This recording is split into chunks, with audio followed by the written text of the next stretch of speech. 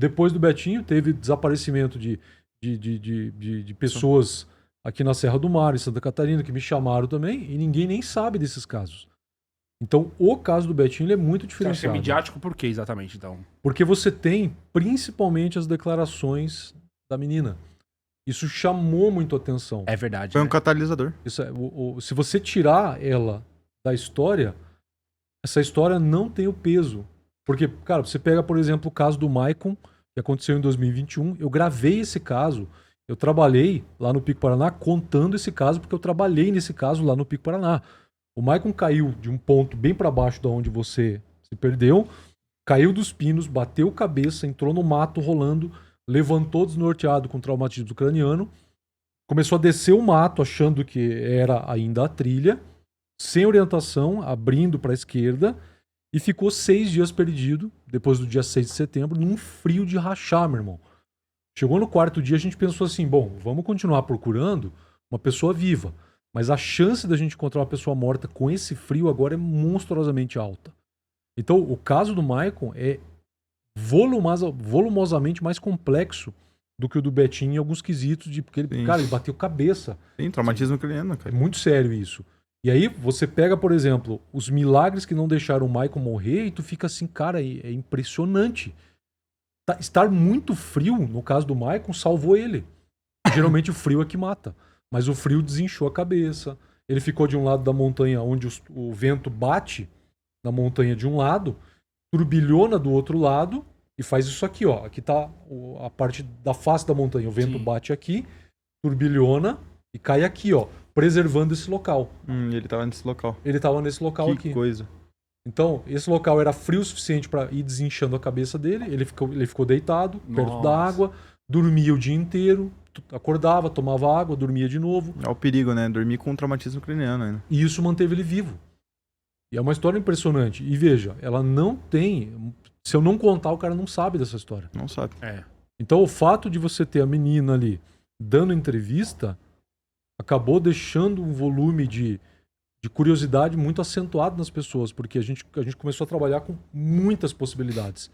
Muitas possibilidades mesmo. Eu entrevistei ela na montanha lá em cima dela 4 vezes. Teve a questão dela, teve a questão das minhas irmãs também, que pegaram Deram rede muita social, entrevista. e Você isso daí... notou contradições na versão apresentada por a menina? Notei.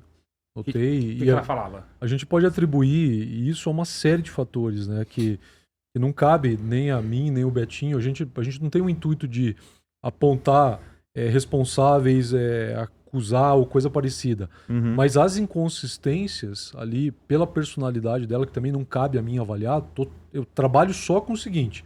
Você estava no evento? Tava. Beleza, onde foi a última vez que você viu ele? Foi aqui. Dali a pouco, eu perguntava de novo. Ah, foi ali. Eu, não, peraí, você falou que foi aqui.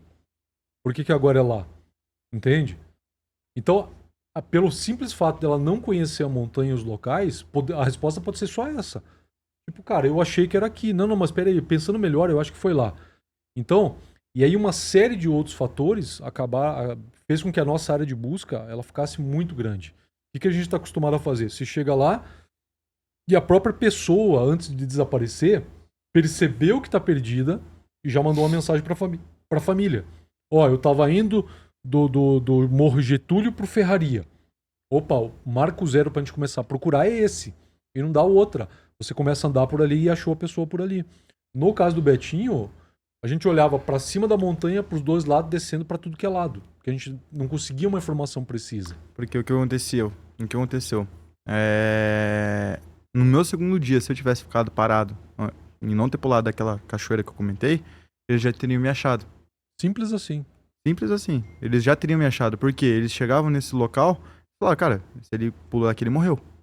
Porque era precisamente alta, perigosa, entendeu? Então, tipo, os bombeiros concretizaram. Se ele pulou, ele morreu. Sim. Entendeu? Então, eles nem faziam análise de procurar pra frente dela. Entendeu? É que tem tanto lugar lá pra você pra procurar, fendas. fenda e um monte de coisa. Então, tipo, eles estavam procurando nesses locais, mas... Eram aqueles mais prováveis no primeiro momento. No primeiro momento. Depois, tanto é que quando eu cheguei lá na fazenda, eles falaram, cara, a gente ia subir aquele vale onde você tava indo hoje. Aí eu peguei e falei, subir vocês não iam conseguir. Agora descer, talvez.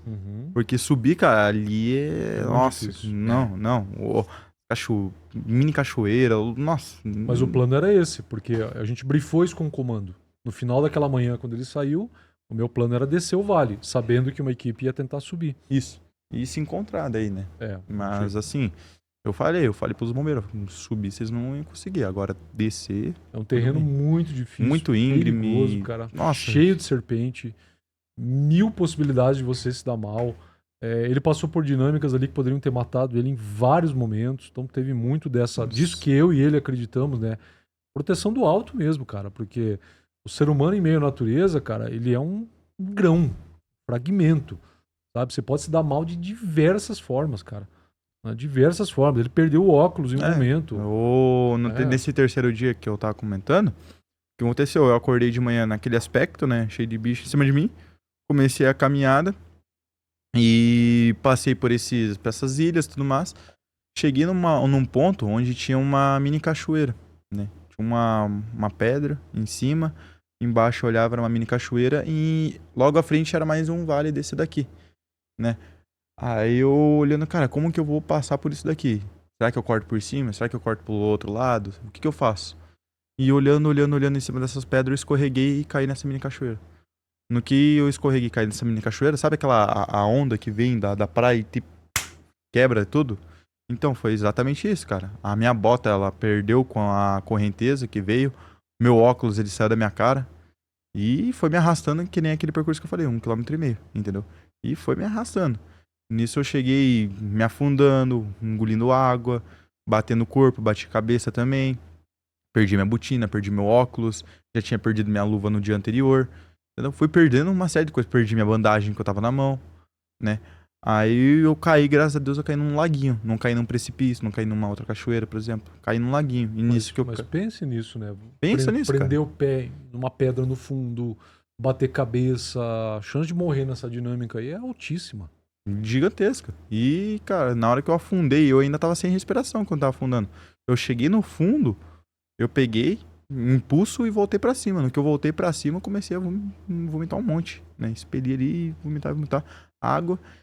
Aí eu peguei e falei, cara, não dá. Eu não vou abusar da sorte, não vou dar asa pra cobra nem queijo pra rato. Eu vou tentar fazer fogo agora.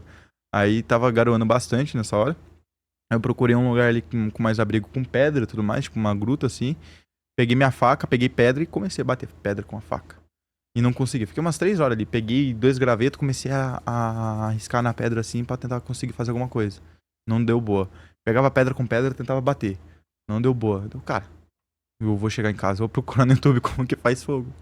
Aí, tanto é que Deus colocou o Luciano aí, o mestre do fogo primitivo, né? A gente usa as peças, né, primitivas, a gente até trouxe de exemplo aqui, só para enriquecer um pouco a conversa, né? Uhum.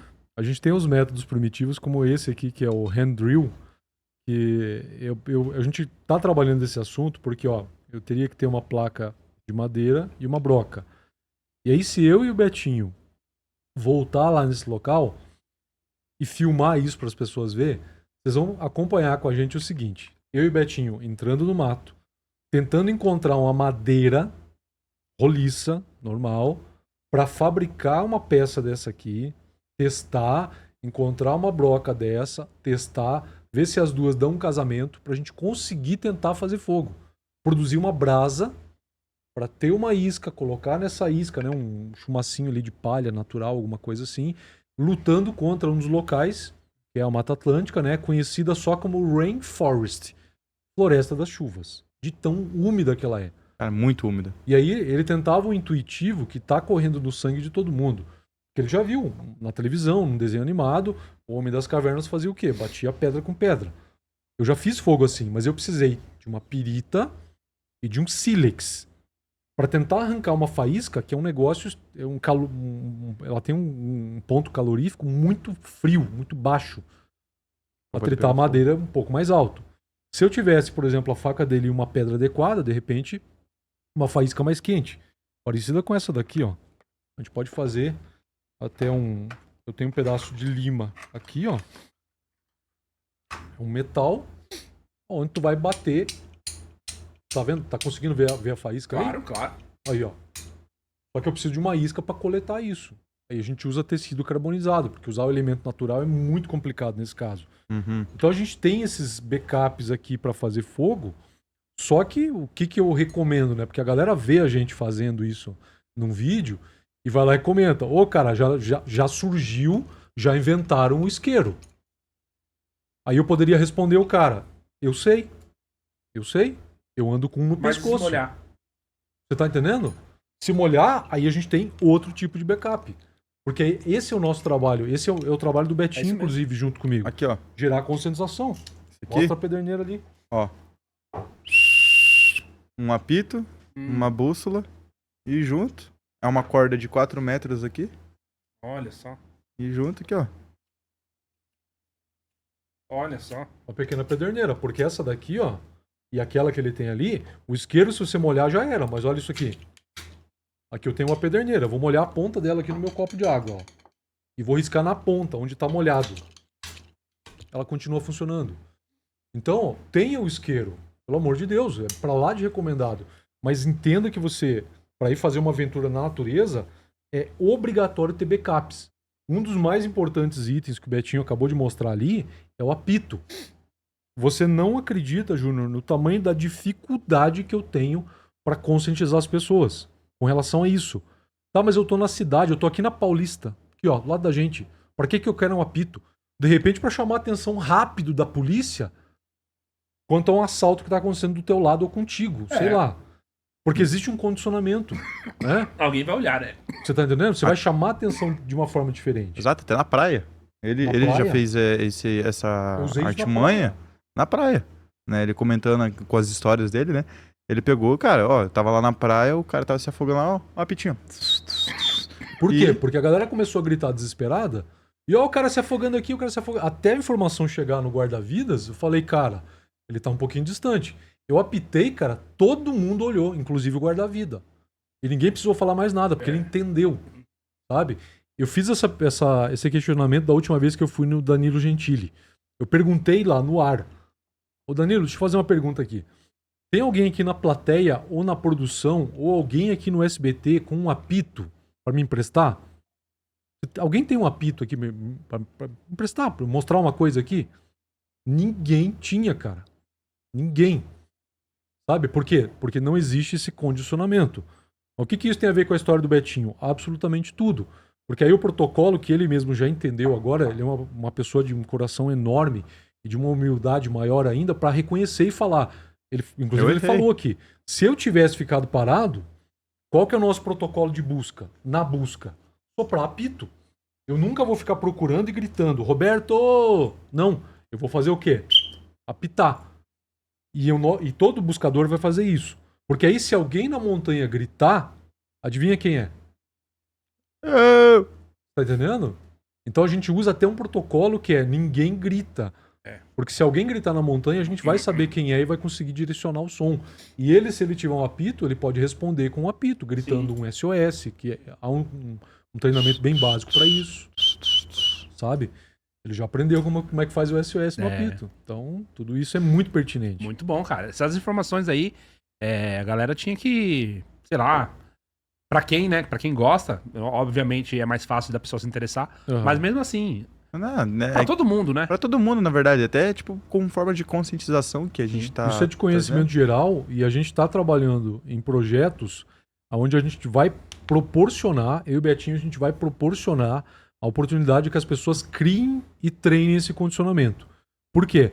O que a gente faz na sobrevivência e em outras atividades também, mas na sobrevivência, que é o meu assunto, é o seguinte. Eu preciso que você traga isso pro teu dia a dia. Um espelhamento. Por exemplo, você vai descer daqui pro Guarujá, quantas pessoas já ficaram presas no trânsito, descendo a serra, dentro do carro, com calor, com criança pequena, aí dali a pouco, onde é que tá a água? Onde é que tá o lanche? Pra gente aproveitar que a gente vai ficar, de repente, 7 horas parado aqui, porque tombou um caminhão, sei lá, e o cara não tem nada no carro. O cara lembra do step se furar o pneu. Você tá entendendo? Então essa falta de cultura de preparação é uma coisa que na sobrevivência, na preparação, a gente tá tentando espelhar no dia a dia das pessoas. Muito bom. E isso é uma forma de segurança pra todos, né? Com Por exemplo, certeza, cara. eu não desejo a ninguém mesmo o que eu passei. O que eu passei ali foi totalmente especial e algo que, cara, eu falo que eu fui preparado pra isso, né? Tanto na minha parte mental, psicológica ali, né? Quanto na parte de conhecimento, né? Ter a questão da estratégia, o que eu vou fazer aqui. Eu ficava Tomada de decisão, né? tomada de decisão, eu parava, pensava e executava. A questão do bombeiro, socorrista, né? Isso me ajuda bastante, entendeu? Então, né? Você sabia que ia passar? Não, não sabia. Mas eu estava preparado para utilizar isso com outras pessoas. Tanto é que eu já socorri outras pessoas na rua. Pessoas que já sofreram acidente de moto, tava andando, desmaiou e caiu com a cara no chão, entendeu? Então já fiz esse preparo em outras pessoas. Entendi. Eu sempre venho de mim assim, vou ajudar outras pessoas. E eu tive esse conhecimento e ajudei eu mesmo. Né? Eu me auto-socorri, entendeu?